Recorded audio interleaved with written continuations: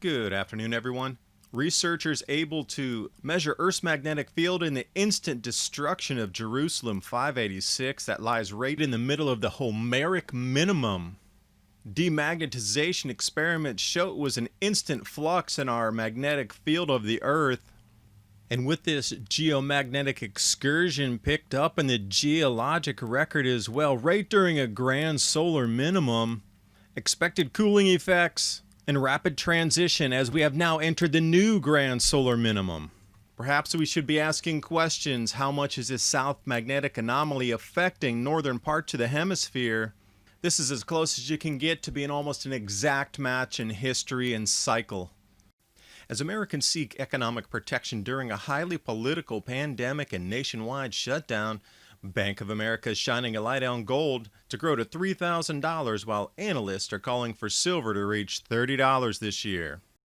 Only one investment stands out: gold.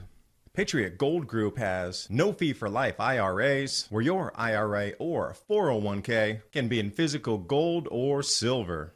At Patriot, work directly with an owner and avoid paying absurd broker fees. Call today or request a free investment kit. PatriotGoldGroup.com. The link's in the description box below.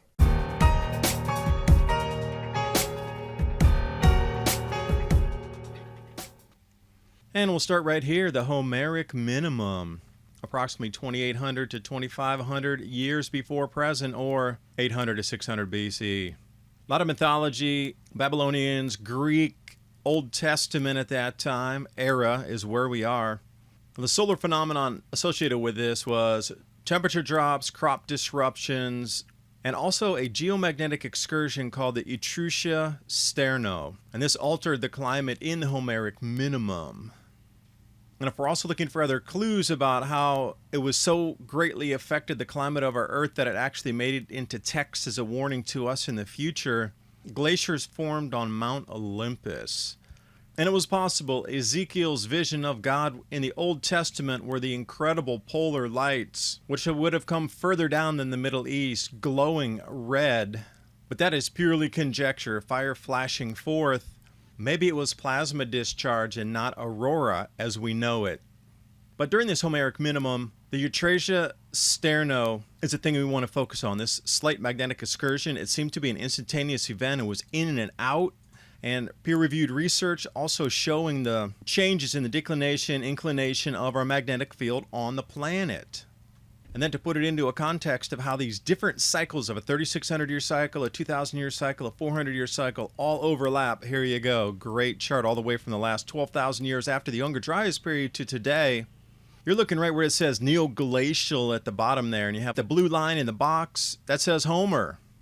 The two vertical bars are grand solar minimums, so notice the steep temperature drop right around this exact same time. So it seems the science is matching up with the stories. And this interesting article here, researchers measuring Earth's magnetic field in Jerusalem 586, and that is BC or BCE, before Christ era.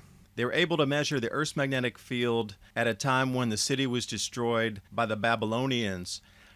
And the shocking part of the article is they thought with a siege things would be destroyed in layers, but it seemed to be more of an instantaneous action where the floors were intact, but everything was burned to a crisp and ash layers. It's almost like a plasma rain, wind, or something came down and melted and destroyed the city. And also, interestingly enough, it matches up with biblical text talking about the houses, what were the rulers of the time, the money changers, the ones controlling and directing society in a negative manner were burned with fire in an instant. This matches up to a magnetic field anomaly happening at the exact same time. So what they found is the floor was so intact and so preserved and so perfect it shocked them, because normally it's the opposite, where things in the higher layers are better preserved than the lower layer. So this was an instantaneous event. To give it credence to the Babylonians destroying it as a human force coming in as an army, doesn't really sit exactly with what the research says. But it was a massive destruction nonetheless. Space-bound, I think, more than human. So what they found, this relatively high field intensity here corresponds to the changes on the geocentric axial dipole. What that means is XY axis, so they're able to measure the magnetic field instead of just saying, well, it was sitting at south-southwest. They're able to measure different layers. And they did give some numbers here in the declination of 8 degrees, 3 minutes. It's all based on magnetism and the paleomagnetic rock magnetic data. So what they have to do is deconstruct the magnetic data by heating the samples anywhere to around 600 degrees Celsius. And as it gets to that temperature, it realigns to what the magnetic field was of that particular era. These are called Ziederveld diagrams. And again, you can see the XY axis there to give you some indication of directional north-northeast, north down. This goes into the crust above what we can get on the plane here with a compass. So since they have this data already, it's good for the researchers to indicate, yes, there was a magnetic anomaly happening. But if you take some of these Ziederveld diagrams further out, then you can put them on a circle analysis or an equatorial plot area, which they did not do. That's the only thing I wish they would have done in the research with this particular project, because I wanted to know the before and the after magnetic anomaly.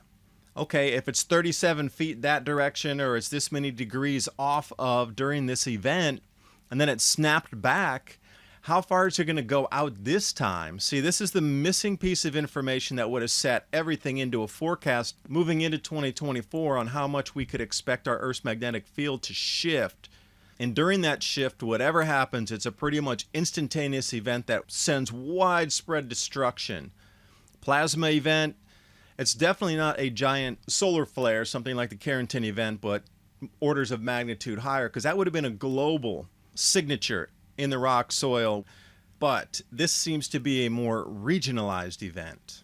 And you have to wonder what kind of magnetic elements are in the crust of this particular area of the Earth that would have caused a regional destructive event.